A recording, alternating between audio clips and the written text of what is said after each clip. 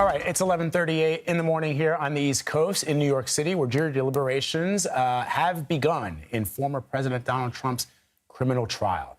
Prosecutors accused Trump of falsifying business records to cover up a payment made to adult film actor Stormy Daniels. The former president has pleaded not guilty to all charges. Let's bring in our Errol Barnett, who is standing outside of the courtroom right now. All right, Errol, in the last hour, we were talking about the instructions that the judge was giving the jury, and now at about 11:30 in the morning, you can correct me on the timeline, that jury is now deliberating.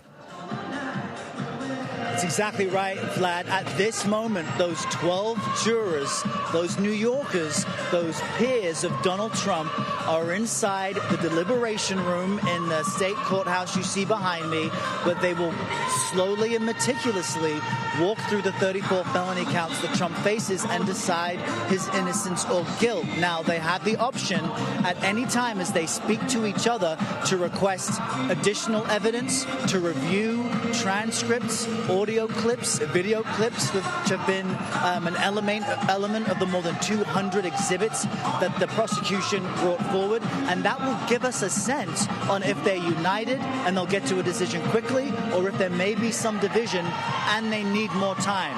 When it comes to time, we understand that the judge has instructed that they will likely finish the day by 4:30 p.m. Eastern. So the rough math on that is that they have a good 5 hours today to walk through these 34 felony counts. And before the jurors went into that deliberation room, these 7 men, these 5 women from a cross-section of occupations, and some of them retired, before they went into the jury room, they were told that they have to determine 2 key questions. The first is, did Donald Trump falsify business records? And the second is, did he do so with an intent? And the intent is the key word, to cover up another crime. How they determine that, yes, it's the law as they've been instructed this morning, but it is also based on their personal experience. As you saw there, the prosecution has to prove beyond a reasonable doubt that Donald Trump is guilty. But we can all ask ourselves, what's reasonable? This is up to the jury based on their life experience, based on their common sense, and based on everything that they've watched unfold in the courthouse. Were they swayed by Michael Cohen? That will be a key question, since the defense made him the key character of its closing arguments, and saying that you can't trust the thing that Donald Trump's former lawyer says, because he's admitted to lying and he's proven himself untrustworthy. Whereas the prosecution says, even if you don't believe that Michael Cohen is a trustworthy person, consider what he testified to that was corroborated by David Pecker, by Hope Hicks, by other people in the Trump orbit as it relates to this scheme, as far as the prosecution is concerned, to conceal from the American public the truth about Donald Trump and allegations against him as it relates to a sexual encounter. The prosecution says when Donald Trump repaid Michael Cohen once he won the White House with these checks, which showed him as having a retainer agreement, that was a falsification of a business record. And the crime, the prosecution says, that covered up was the pursuit of the White House while keeping information from the American public. So it's now, Vlad, in the jurors' hands. They're sitting around a table from one another for the first time. They haven't been able to talk about this case with friends, family, spouses. They haven't been watching you or myself cover this trial. They haven't heard a thing Donald Trump says. They're supposed to have been they're sequestered now, but during this trial, they are instructed not to listen to any of the noise. Not just the noise in the park next to me, but the noise around the trial. And so now it's their first opportunity as a team to go over the evidence and discuss with each other whether they are unified on a verdict or not. An investment banker, a software engineer, teachers, product development specialists, men and women, various ages. They've really paid a lot of attention, I've noticed, throughout these past 6 weeks and the 5 weeks of testimony. What we're showing, Errol, just so our audience can understand, we're not going to take the former president. He is, but we're showing a live picture right now, Errol, just so you know, of former President Donald Trump, who is making comments outside of the courtroom, as opposed to the courthouse, outside of the courthouse where you are. And it's a litany of his greatest hits, given that the hours and minutes of live television coverage that the former president receives can almost be seen as an in-kind donation to the campaign. We're just showing you that he's making those comments. But let's continue discussing your point about Michael Cohen. Michael Cohen, at one point, you reiterated what the former president's lawyer said, which is that he's a liar and that the jury should not take anything that he testifies as truth. But the prosecution was able to say, well, that is what makes Michael Cohen such a compelling witness, Errol, because he was Donald Trump's liar. That's right. The prosecution even said we didn't find Michael Cohen at the witness store. No, he is an imperfect witness, and consider that this is a person that Donald Trump chose to be in his orbit. In trying to acknowledge Michael Cohen's strengths and weaknesses, the prosecution characterized overall a scheme led by Donald Trump that we've heard before compared to how mob bosses and mob families are run, that Donald Trump values above all else loyalty. And as soon as Donald Trump saw that Michael Cohen wasn't being loyal and Michael Cohen wouldn't take the fall for these hush money payments, the team around Trump turned on Cohen. So the prosecution didn't deny any of Cohen's shortcomings. In fact, they used that to make it a part of their case that Donald Trump, what did they say? He corrupted the people around him and used them until it was convenient, only up until it's convenient for Donald Trump. So you're right. The jury will have issues with Cohen. Yeah. Stand by, Errol, while I bring in CBS News legal contributor Jessica Levinson to talk more about this. So, Jessica, now the jury has begun their deliberations. Just remind our audience exactly what it is that they were instructed to decide and what it is that they should not be focused on. In other words, there are people who are watching this that have drawn political inferences from what is happening in that Manhattan courtroom. But what should the jury be focused on, and what should they be specifically deliberating?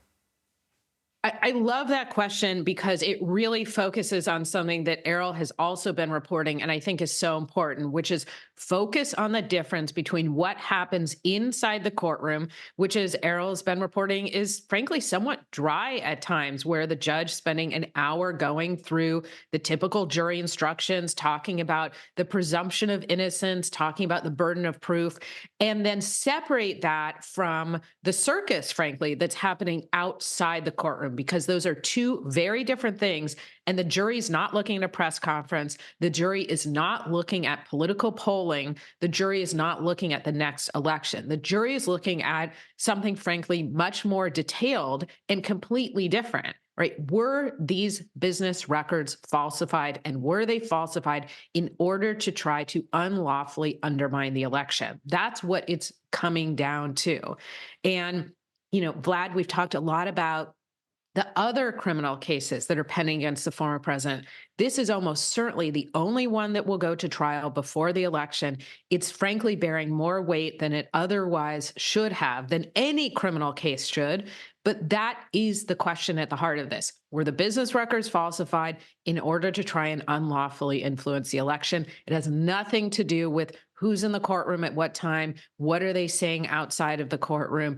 Anything that the former president says, he didn't testify, so they can't consider anything he says. Let me ask you, Jessica. The jury heard closing arguments yesterday, and we know what the statistics show about opening arguments, that oftentimes juries' minds are made up even before they hear all the evidence. A lot of what they are thinking about is based on what they heard during the lawyer's opening argument. So how much, let's flip it, and I'm curious how much of the closing arguments impact the way juries consider the evidence that they've just spent days, and in often cases, in this case, weeks, hearing. First impressions, last impressions, they are really important. So I'm going to give you somewhat of an it depends answer, in the sense that it's typically hard to turn a jury at closing arguments.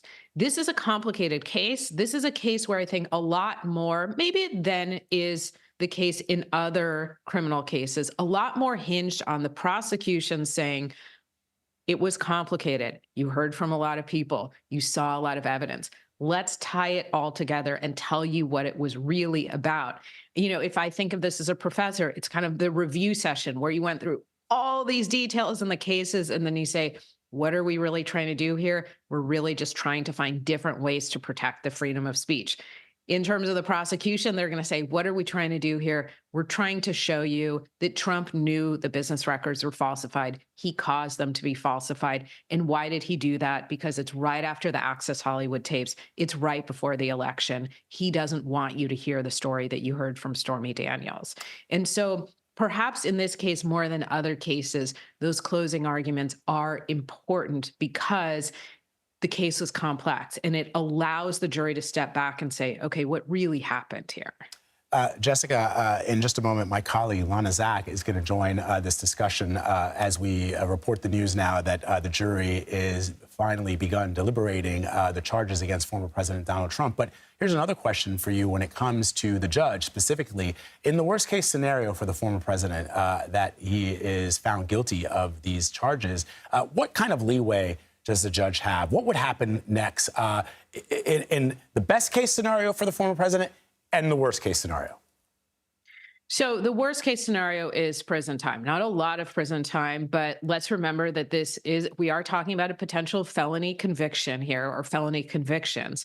I think the best case scenario, if there is a conviction, and frankly more likely, is that you would not see prison time, that you would in fact see something akin to probation instead. Not house arrest, but probation. And that's because this is a first-time offense. These, again, are not violent crimes, and it is well within a judge's discretion to say, I don't think a prison sentence is appropriate here, just as it is well within his discretion to say he thinks that it is. But I do want to caution people, if there is a conviction, do not expect that we will say, and therefore Donald Trump is behind bars on Friday. It's not going to happen that way. There will be a delay before sentencing, and then the sentence, I think, again, if there is a conviction, we have to acknowledge that it's highly likely that there would not be prison time or significant prison time. All right, Jessica, stand by. I want to bring back CBS News correspondent Errol Barnett, who is standing outside of the courthouse, where if you're just joining us, we can tell you now that the jury deliberations are underway in former President Donald Trump's hush money trial. And Errol, as you know, as Jessica knows as well, these things might last an hour or two, and it might last a week or two. We simply do not know. But of course, you are there on the ground. And I want to talk specifically, Errol, about that, and I'm going to put it in air quotes, that handwritten note, which is at the crux of this prosecution. Break it down for me. That's right, Vlad. So as now jury deliberations get underway, one of the key things we should be looking out for are questions they have and evidence that they may request to review. The judge has already said that for Donald Trump and the lawyers representing him, everyone should stay in the courthouse so that juror questions can be answered as soon as possible. What you're seeing on your screen is what I think one of the key pieces of evidence that ties everything together. They're handwritten notes on Trump stationery by Trump Organization executives that were written by Jeffrey McConney. He's a former corporate controller at the Trump Organization, and he testified that this broke down the repayment to Cohen. So this ties the hush money payment to the checks that are the bedrock of the felony counts against Trump. And what you're seeing in those notes were the math as dictated to him by Alan Weisselberg, who was Trump's right-hand man at the Trump Organization and a man who already admitted to his part in this scheme. And those numbers show, handwritten, that the initial repayment to the initial hush money payment to Stormy Daniels was repaid, totaling some $360,000, and that included the $180,000 expense to offset taxes. It included another $50,000 for tech services, an additional bonus for Michael Cohen of $60,000, and so for the jurors, they will need to decide that when they combine this with testimony from Cohen and everyone else in this scheme, if this proves that Donald Trump really was behind it all, as we remember from the judge's instructions, the jury has to not only believe that Donald Trump committed a crime by writing these checks that said legal retainer for or retainer for legal services, they have to also agree that that was done in order to cover up another crime, that being election interference by suppressing negative information and keeping it from the public. That document we just saw is one example that perhaps the jury has already seen enough of and they've already made up their minds, but perhaps they may want to see again, since the defense tried to argue that Donald Trump isn't anywhere on those documents, while the prosecution says these are all people who were following the direction of Trump, and it's reasonable. Remember, they have to believe guilt beyond a reasonable doubt. It would be reasonable to believe that that document proves that there really was a scheme that connected the hush money payments to the repayments to Cohen from Trump in 2017 when Trump had already won the White House. So by now, the jury has been deliberating for roughly 20 minutes. It's still early minutes and hours, but as these hours move on, we think they'll be dismissed by 4:30 p.m. this afternoon, this evening.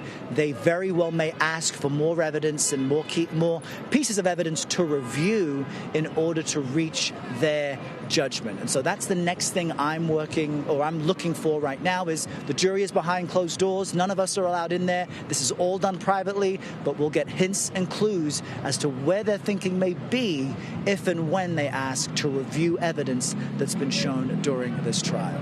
All right, Errol, thank you. I'm Lana Zak, taking over now for Vladimir Duthiers. If you're just tuning in, the jury has begun deliberations in the criminal trial against Donald Trump here in New York. We also, in addition to Errol Barnett, are joined by Jessica Levinson, our legal contributor. Jessica, just in the final moments that we have remaining before our necessary commercial break, how long might this deliberation take?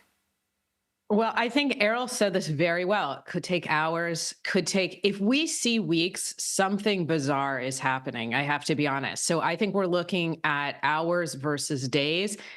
The faster it is, the better it is for the prosecution. If we get the word today, tomorrow, there is a verdict, I think that is really good for the prosecution. And the other option, in addition to guilty and not guilty, is also the possibility of a hung jury. What might happen in that case? So if there's a hung jury, I suspect, given what we've seen from Judge Merchan, who has presided over this courtroom, I think if they come back to him and say, we can't reach a decision, he's going to say, let's try again. Let's go back, focus on what's the problem here. All right, Jessica and Errol, thank you very much.